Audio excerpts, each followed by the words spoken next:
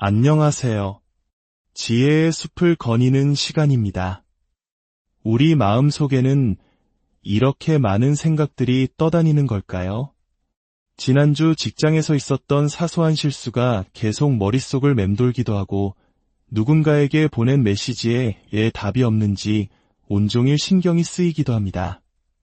어쩌면 스쳐 지나간 인연의 무심한 한마디에 마음이 무너져 내리기도 하죠. 이처럼 우리의 생각은 꼬리에 꼬리를 물고 이어지며 때로는 스스로를 끝없는 불안의 소용돌이로 몰아넣습니다. 마치 우리 마음이 온통 부정적인 생각의 패턴으로 가득 차버린 것만 같습니다. 오늘 이 이야기가 여러분의 마음에 작은 평화와 위안을 가져다 주기를 바랍니다.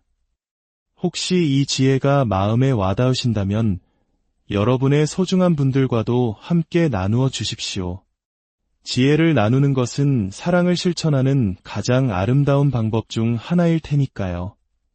자, 그럼 이제 복잡한 생각의 매듭을 풀고 마음의 평온을 찾는 영적인 진리 속으로 함께 떠나보겠습니다.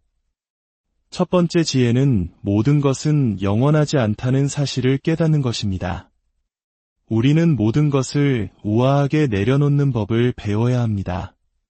고대 인도의 위대한 지혜서인 바가바드 기타에는 이런 구절이 있습니다.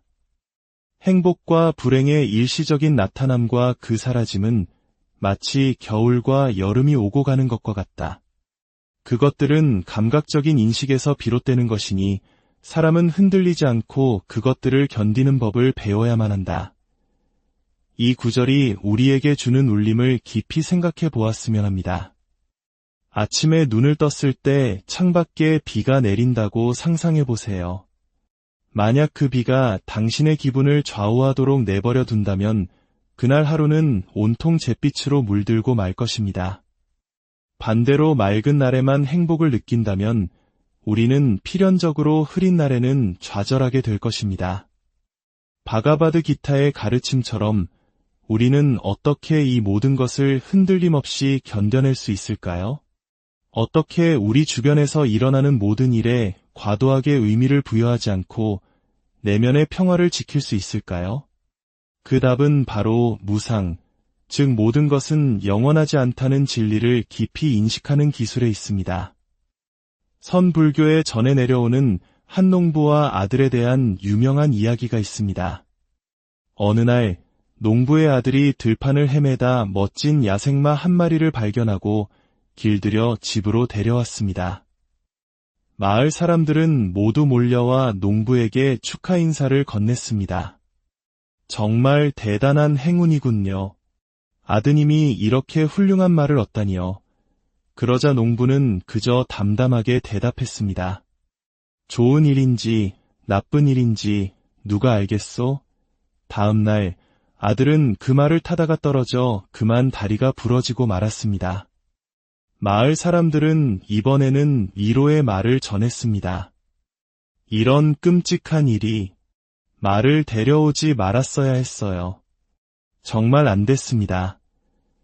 농부는 이번에도 똑같이 말했습니다. 좋은 일인지 나쁜 일인지 누가 알겠소? 몇 달 후 나라의 전쟁이 터져 마을의 모든 젊은이들이 군대로 징집되었습니다. 하지만 농부의 아들은 다리가 부러졌기 때문에 징집을 면할 수 있었습니다. 마을 사람들은 다시 농부에게 몰려와 말했습니다. 당신은 정말 운이 좋은 사람이요. 아들이 군대에 가지 않게 되었으니 이보다 더 좋은 일이 어디 있겠소. 농부는 여전히 평온한 얼굴로 대답했습니다.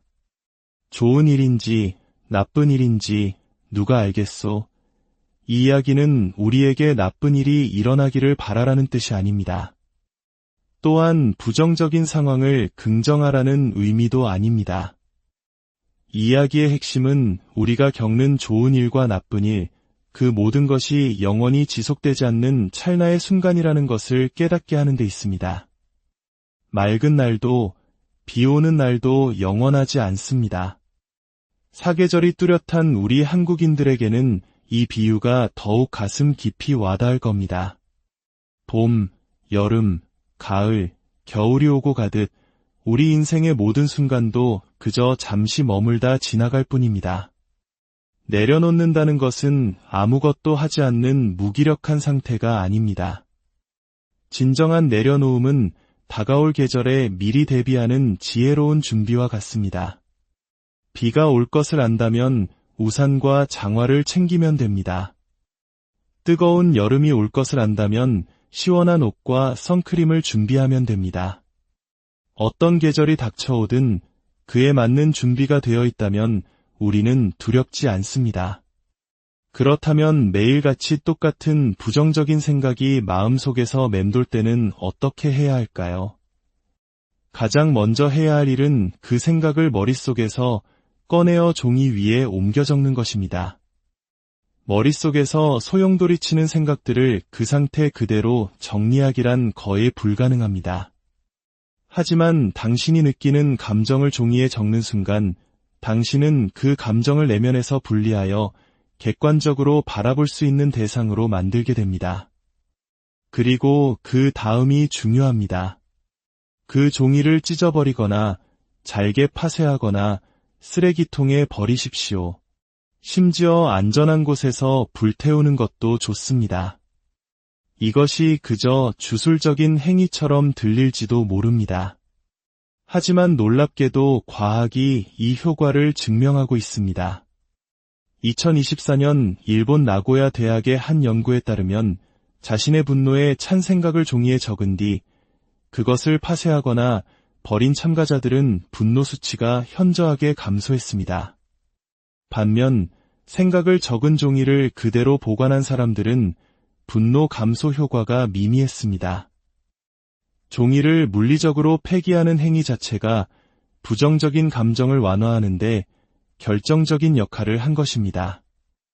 오하이오 주립대학의 2012년 연구에서도 비슷한 결과가 나왔습니다. 부정적인 생각을 적은 종이를 버린 사람들은 그 생각을 정신적으로도 버릴 가능성이 훨씬 높았던 반면 종이를 간직한 사람들은 그 부정적인 내용에 계속해서 집착하는 경향을 보였습니다. 헤어진 연인이 준 편지나 선물들을 신발 상자 안에 고이 간직하고 있지는 않으신가요?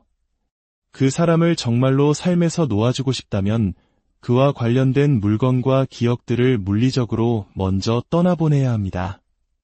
그것들을 버리고 태우고 정리하는 행위를 통해 우리는 비로소 정신적으로도 자유로워질 수 있습니다. 두 번째 지혜는 당신의 외부 환경이 당신의 내면 세계를 형성한다는 것입니다. 우리는 흔히 내면이 현실을 만든다고 말합니다. 하지만 그 반대 또한 강력한 진실입니다. 만약 생각이 너무 많아 머릿속이 복잡하다면 지금 당장 옷장을 정리하고 책상을 치우고 싱크대에 쌓인 설거지를 해보십시오. 청소하고 정돈하고 재배치하는 구체적인 행동은 문자 그대로 당신의 마음을 깨끗하게 정리해줍니다. 혼란스러운 거실, 지저분한 주방, 정리되지 않은 침실 안에서 평화로운 마음을 갖기를 바라는 것은 어불성설입니다. 어지러운 공간은 우리의 주의력을 분산시켜인지 과부하를 일으키고 스트레스 호르몬인 코르티솔 수치를 높이며 심지어 수면의 질까지 떨어뜨린다는 수많은 연구 결과가 있습니다. 집을 마치 내 집 같은 호텔처럼 만들어보는 것은 어떨까요? 집의 따뜻함과 편안함은 그대로 두되 호텔처럼 모든 물건이 제자리에 있는 질서를 부여하는 것입니다. 모든 물건의 제자리를 찾아주세요. 그리고 아침에 눈을 떴을 때, 퇴근하고 집에 돌아왔을 때, 잠들기 전에 가장 먼저 눈에 들어오는 풍경을 바꾸어 보세요. 어지러운 책상 대신 사랑하는 가족 사진을, 설거지 더미 대신 당신에게 영감을 주는 그림을 마주한다면 당신의 하루는 분명 달라질 것입니다. 물론 집이 어지럽다고 해서 죄책감을 느낄 필요는 없습니다. 처음부터 모든 것을 완벽하게 하려고 애쓰지 마세요. 아주 작은 곳에서부터 시작하는 겁니다. 이번 주에는 서랍 한 칸, 다음 주에는 책상 한 구석, 이런 식으로 말이죠. 딱 30분만 시간을 정해두고 그 공간을 청소하는 것을 하나의 도전 과제처럼 즐겨보세요. 그 작은 성취감이 당신의 마음에 놀라운 변화를 가져다 줄 것입니다. 세 번째 지혜는 고통은 피할 수 없지만 괴로움은 선택이라는 불교의 가르침입니다. 고통은 삶의 현실입니다. 하지만 그 고통을 둘러싸고 우리가 만들어내는 이야기, 즉 괴로움은 우리의 선택에 달려 있습니다. 불교에는 두 개의 화살이라는 유명한 비유가 있습니다. 첫 번째 화살은 우리가 살면서 어쩔 수 없이 맞게 되는 고통 그 자체입니다. 질병, 이별, 실패와 같은 것들이죠. 이것은 누구도 피할 수 없습니다. 하지만 첫 번째 화살을 맞고 나서 왜 하필 나에게 이런 일이 생긴 거지? 누구 때문에 이렇게 된 거야? 라며 한탄하고 원망하고 자책한다면 그것은 스스로에게 두 번째 화살을 쏘는 것과 같습니다. 이 두 번째 화살이 바로 괴로움입니다. 이 두 번째 화살은 전적으로 우리의 반응에 의해 만들어지며 우리가 선택할 수 있는 영역입니다. 우리가 하는 과도한 생각의 대부분은 바로 이 두 번째 화살과 관련이 있습니다. 왜 나에게? 라는 질문에서 벗어나 이 상황에서 내가 무엇을 배울 수 있을까? 이 경험이 나에게 어떤 능력을 키우라고 요구하는 걸까? 지금 당장 내가 할 수 있는 한 가지 유용한 일은 무엇일까? 와 같이 해결 중심적인 질문으로 전환할 때 우리는 괴로움의 사슬을 끊고 성장으로 나아갈 수 있습니다. 고통을 피하려고 애쓸수록 우리는 역설적으로 그 고통에 더 집착하게 됩니다. 하지만 고통을 있는 그대로 받아들이고 수용할 때 비로소 우리는 그것으로부터 자유로워질 힘을 얻게 됩니다. 부정적인 감정에 휩싸일 때 마음속으로 크고 붉은 정지 신호를 떠올려 보세요. 그리고 입 밖으로 멈춰 라고 외쳐도 좋습니다. 이 간단한 행동은 감정적인 자동 반응을 잠시 멈추고 이성적인 판단을 할 수 있는 아주 작은 공간을 만들어줍니다. 그 공간 안에서 우리는 파괴적인 반응 대신 건설적인 질문을 던질 수 있게 됩니다. 만약 내가 지금 화나지 않았다면 어떻게 다르게 행동했을까? 이 질문 하나만으로도 우리는 수많은 후회를 막을 수 있습니다. 네 번째 지혜는 마음은 최고의 친구가 될 수도 최악의 원수가 될 수도 있다는 것입니다. 혹시 현실이 아닌 머릿속에서 다른 사람과 끝없이 싸우고 있지는 않으신가요? 누군가와 하게 될 대화를 수십 번씩 시뮬레이션하고 온갖 반박을 준비하며 감정을 소모하고 있지는 않나요? 하지만 대부분의 경우 우리는 그 상상 속의 대화를 현실에서 결코 실행에 옮기지 않습니다.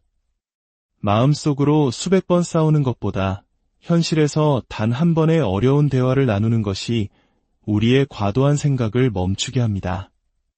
당신을 괴롭히는 사람이 있다면 당신의 생각을 차분히 정리해서 용기를 내어 대화하십시오. 그 한 번의 대화가 몇 주, 몇 달간 당신을 괴롭혔던 불평과 비교, 비난의 고리를 끊어줄 수 있습니다. 마지막으로 오늘 할 수 있는 일을 내일로 미루지 말라는 진리입니다. 다른 사람을 실망시킬까 두려워 혹은 갈등이 무서워 중요한 답변을 미루고 있지는 않습니까? 거절해야 하는 약속의 답장을 마지막 순간까지 미루다가 결국 상대방에게 더 큰 실망을 안겨준 경험은 없으신가요? 진정한 친절과 배려는 두려움에서 비롯된 침묵이 아니라 명확한 의사소통에 있습니다. 당신의 진심을 우아하고 정중하게 표현하는 것을 두려워하지 마세요.